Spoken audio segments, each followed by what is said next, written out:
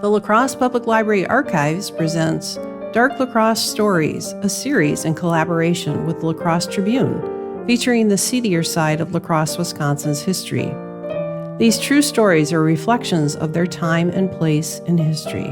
The intent is not to diminish the human suffering that may have resulted from these events, but to bring light to ways in which people in the past experienced life.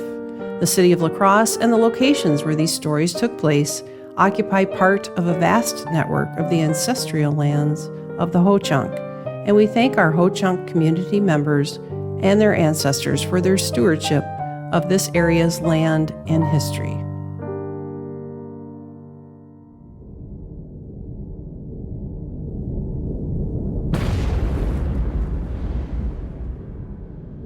The echoes of what sounded like a bombardment along the Mississippi River south of La Crosse in the fall of 1902 was a desperate attempt to retrieve the bodies of a well-known La Crosse business owner and his grandson.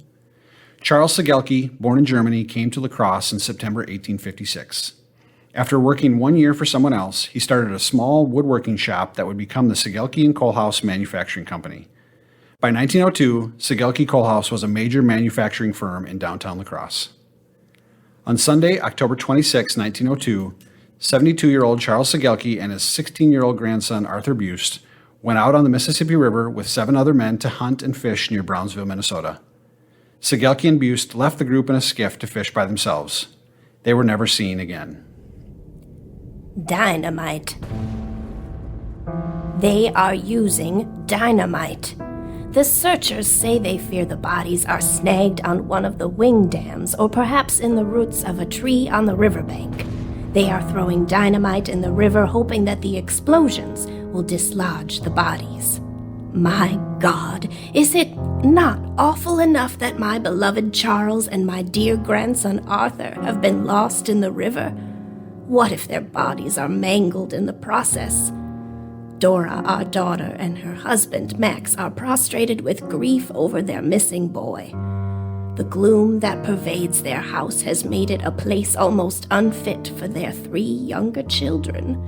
How can we go on until our loved ones are returned to us? Search parties scoured the river around Brownsville. Segelke Kohlhaas Company executives detailed 10 men from its shops to search the river every day.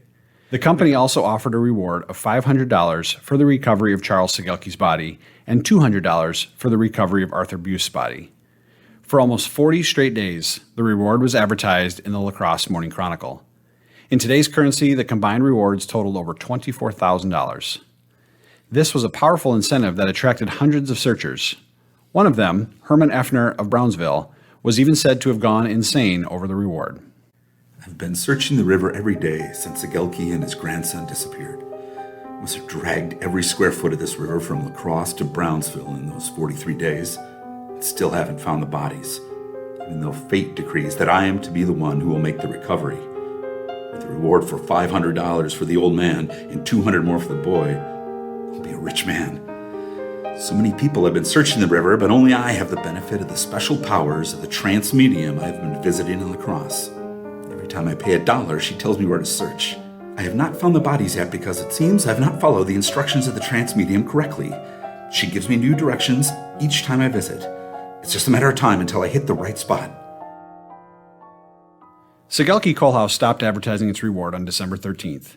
Ice was probably covering most of the river by then, and nearly all the searchers had given up. In early January of 1903, Augusta Segelke went to the courthouse to start probate proceedings for her late husband's estate. After more than 2 months of hoping for a miracle, Max, Dora, and I have had to accept the fact that Charles and Arthur are never coming back to us. Their graves beside us will remain empty for eternity, and that is perhaps most cruel. Our only hope for being reunited with them is in the afterlife. Charles's will left everything to me, but I would gladly trade it all to have our dear ones back with us in this life. Despite his obsessive persistence, Herman Effner never found the bodies of Charles Segelke and Arthur Buste, nor did anyone else. This tragedy was not the end of the Segelke and Kohlhaas Manufacturing Company, which remained in business until 1960. Interestingly, the beginning of the company, by this name, came about because of a similar tragedy. When Charles Segelke started his business in 1857, he had a partner named Elias Sack, who also drowned in the Mississippi River in 1859, 44 years before Charles Segelke and his grandson met the same fate.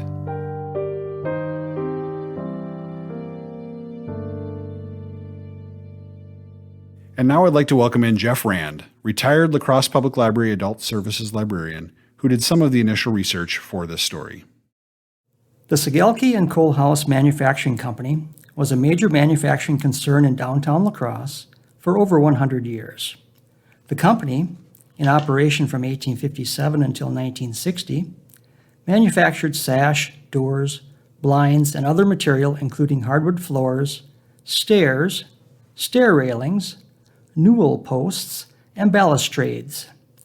Until the turn of the 20th century, La Crosse was a major lumber milling center, and Segelke Kohlhaas took advantage of the large supply of raw materials available. By 1870, the Segelke and Kohlhaas Manufacturing Company needed more space and machinery to meet the demand of their high-quality products.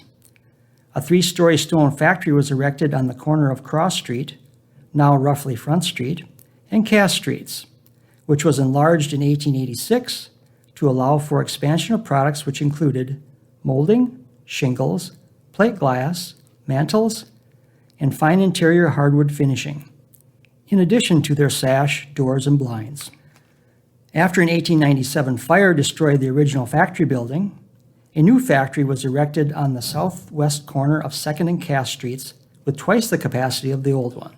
The company's industrial campus grew to cover several city blocks, including everything west of 2nd Street between Cass Street and Cameron Avenue to the Mississippi River, and the west half of the block bordered by 2nd, Cass, 3rd, and Cameron. In the 1910s, the company began looking for new markets for its products, establishing branches in Chicago, Milwaukee, and Detroit. These consisted of warehouses to store the unfinished work that was shipped from La Crosse and a small factory that employed 20 to 30 workmen. Beginning with Prohibition in 1919, which hit La Crosse particularly hard given its prominent brewing industry, and continuing through the Great Depression, demand for luxury, high-quality millwork and interior finishes dropped off precipitously. Parts of the sprawling campus began to close, many employees were laid off, and the different departments began to consolidate. The 1950s brought substantial financial troubles, and after a brief stint under Chapter 11, in which the company tried to continue operation, the Segelke and Kohlhaas Manufacturing Company was declared bankrupt in 1960. The area is now largely occupied by the Cass Street entrance and Cameron Avenue exit to the Highway 1461 bridge across the river, as well as Lafarge Wholesome, a ready-mix concrete supplier. Augusta Segelke continued to live in La Crosse, in the same house she had shared with her husband, Charles, until she died in 1922 at the age of 89. She was survived by 2 daughters. One of those daughters, Arthur Buste's mother, Dora, died in Washington, D.C. at the age of 78 in 1944. She was survived by 2 sons, a daughter, and 3 grandchildren. This tragedy brings up a couple of moral questions. Would the search for the bodies have been so extensive for victims who were not so well known in the community? Had Herman Effner, for example, been the victim instead of Charles Segelke, would there be as much publicity and effort in the search? Likely not. Is there justification for the differential in the reward offered for Segelke and Buste? Why was the body of a 72-year-old man worth more than that of a 16-year-old boy? The reward brought out hundreds of searchers, some of whom would not have made the effort without monetary incentive. Herman Effner was an example of obsessive and gambling behavior. It is human nature to risk a small investment for the remote chance at a bigger payout. Witness the frenzy over lotteries today. What we now call a lack of closure must have affected the families of Charles Segelke and Arthur Buste for the rest of their lives.